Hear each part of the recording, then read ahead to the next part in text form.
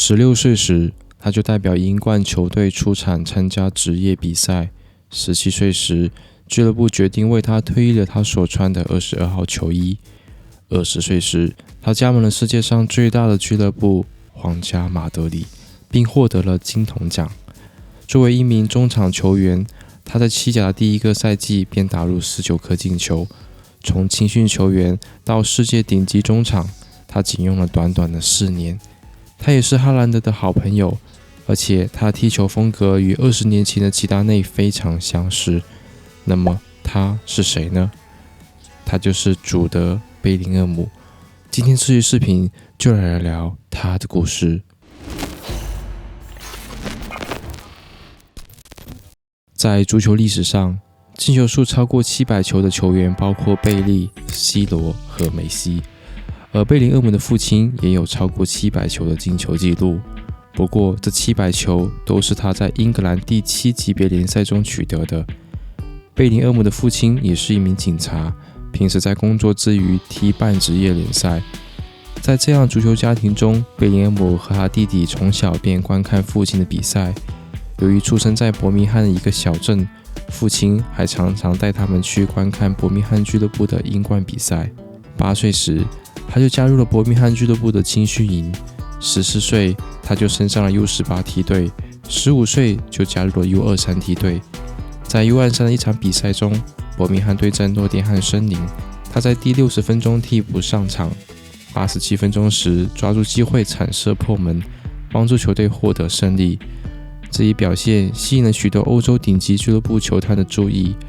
为了留住他，伯明翰俱乐部为他提供了2年的奖学金合同，而这份合同也成功地将他留在了俱乐部。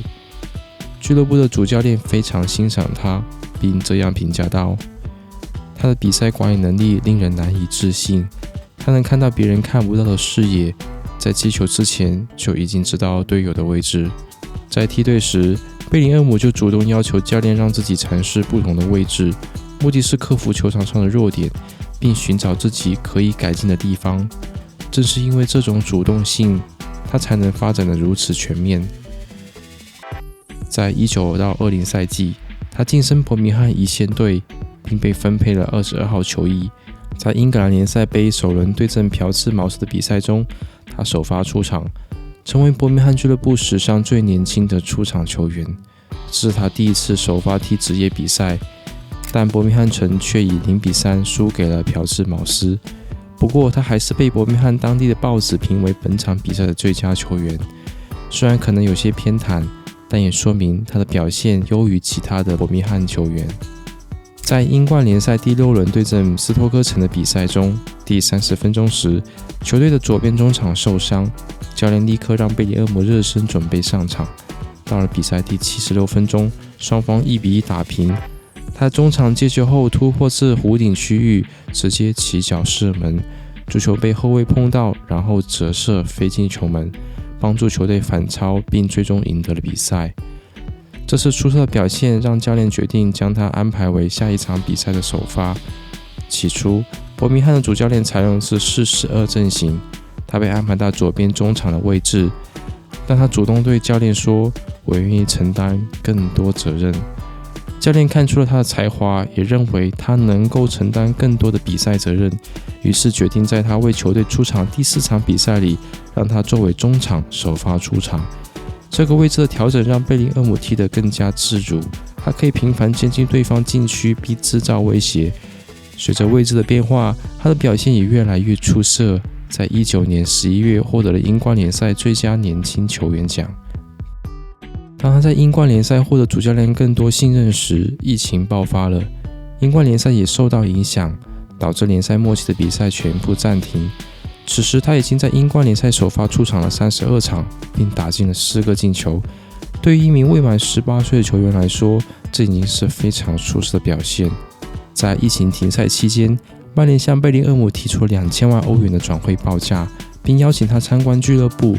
曼联还请来了俱乐部的传奇教练弗格森，希望通过他来说服贝林厄姆加入球队。如果是其他17岁的球员，看到曼联如此重视自己，估计会立即答应加入。然而，贝林厄姆知道自己想要什么，他对曼联说：“如果你们希望我加盟，没问题，但我需要保证自己在一线队的出场时间。当时，曼联主教练索尔斯克亚对贝林厄姆的如此坚定态度感到震惊，并评论道：“他是我一生中见过最成熟的17岁球员，他知道自己的价值。”很可惜，曼联并没有答应贝林厄姆的要求，因此他拒绝加盟曼联。当时，伯明翰的财政状况一直处于亏损状态，球队差点降级到英甲。为了缓解财政压力，伯明翰决定卖掉贝林厄姆，毕竟许多豪门球队已经盯上了他。拒绝曼联后，伯明翰收到了多特蒙德2500万欧元的报价，俱乐部还附上了多项条款，其中包括如果贝林厄姆以后从多特蒙德转会到其他球队，伯明翰将能从中抽成一部分的转会费用。这是一份非常有吸引力的合同，关键在于贝林厄姆是否愿意加盟多特蒙德。贝林厄姆了解到，多特蒙德是一家以培养年轻球员而闻名的俱乐部。俱乐部的特点是愿意给年轻球员机会，只要你足够出色，就能获得上场机会。这几年，多特培养出了登贝莱、佩里西奇、桑乔等一批出色的球员。他相信自己能在多特获得更多机会。他说，在这个级别上，世界上没有其他球队能像多特一样，帮助年轻球员更上一层楼。20到21赛季，他以2500万欧元正式加盟多特蒙德，开启了他的德甲生涯。伯明翰俱乐部非常感激贝林厄姆为俱乐部解决了很大的财政困难，也感激他为俱乐部所做的一切，以及对年轻球员的激励。为此，他们为贝林厄姆退役了他所穿的22号球衣，这在俱乐部历史上是前所未有的决定。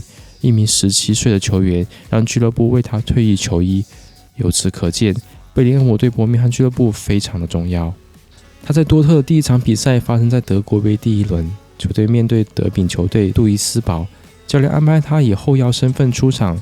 在比赛第30分钟，他接到队友的后脚跟传球，直接推射破门，在多特首秀便取得进球，最终球队以5-0大胜对手。5天后，他在德甲首轮对阵门兴的比赛中依然首发出场，并为球队贡献了1次助攻，帮助球队赢得比赛。凭借在9月份的出色表现，他获得了德甲9月最佳新秀奖。在多特第一个赛季，他在德甲联赛出场了29次，其中19次是首发。凭借17岁的年龄和在德甲的亮眼表现，他入选了科帕奖前3名。这一奖项是由历届金球奖得主投票选出，授予当年最佳21岁以下的球员。然而，他最终输给了同样表现出色的巴萨新星佩德里，仅获得第2名。德甲的万年老二来形容多特蒙德再适合不过了。拜仁已经统治德甲近10年，在22到23赛季，多特蒙德非常有希望打破拜仁的垄断。贝林厄姆在那个赛季发挥非常出色，首发出场30场比赛，打进了8颗进球。多特蒙德在最后一轮比赛前以2分领先拜仁，若最后一轮获胜就能夺冠。而若拜仁获胜，多特即便打平或输球也将失去冠军，因为拜仁的净胜球比多特多。然而，在这样一场决定命运的比赛面前，贝林厄姆的右膝受伤了，无法出场参加最后一场比赛。虽然多特球迷非常希望他能登场，而贝林厄姆本人也非常渴望为球队出战。他尝试前往训练场进行训练，但仅仅10分钟后，他就感到膝盖非常不舒服，最终只能放弃，未能参与这场关键的冠军争夺战。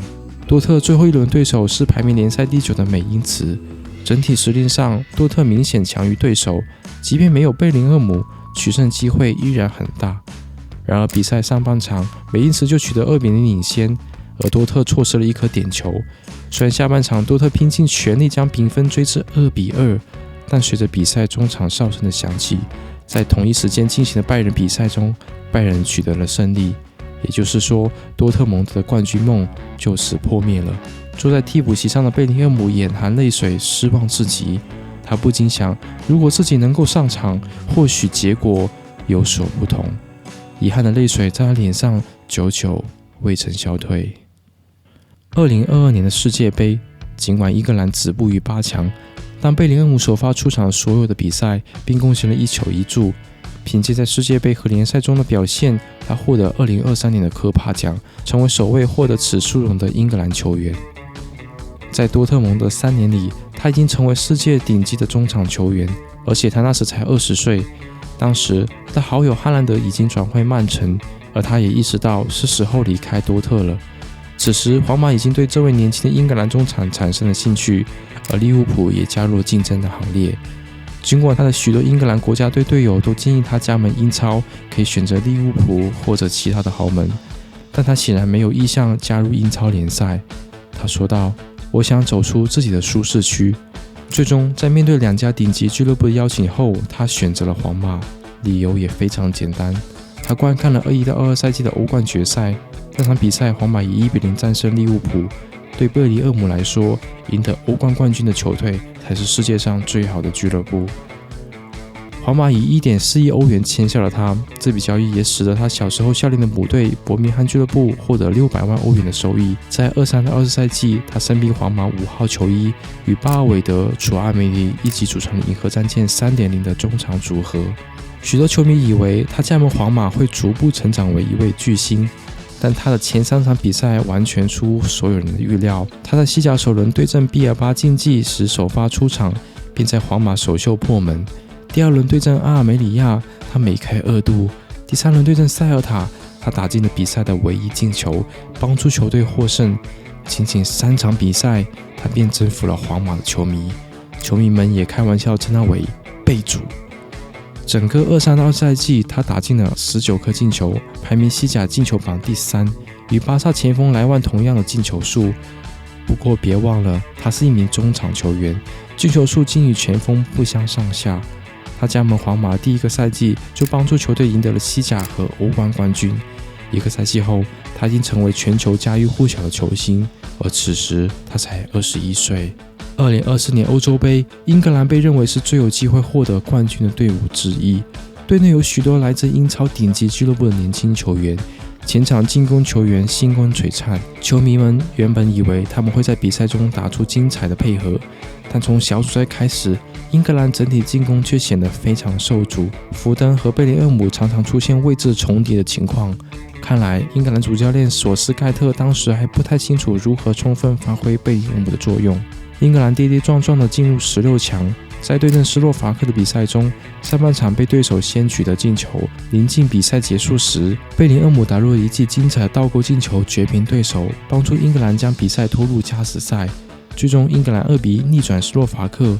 这场比赛可以说是贝林厄姆尽全力拿到的胜利，尽管在队内的控球权不如福登，他依然凭借拼劲获得了那个机会，帮助英格兰晋级。贝林厄姆不仅能进球，还能传球和盘带，他的表现和20年前齐达内非常相似，甚至连身高也差不多。他必将成为足坛未来的超级巨星，尽管他现在已经是其中之一。英格兰已经很久没有球员获得金球奖了，贝林厄姆非常有希望成为下一个获得金球奖的英格兰球员，让我们拭目以待吧。好了，以上就是贝林厄姆的故事。如果本期视频让你更加了解他，请点赞分享。这里是节目，我们下个视频见，拜拜。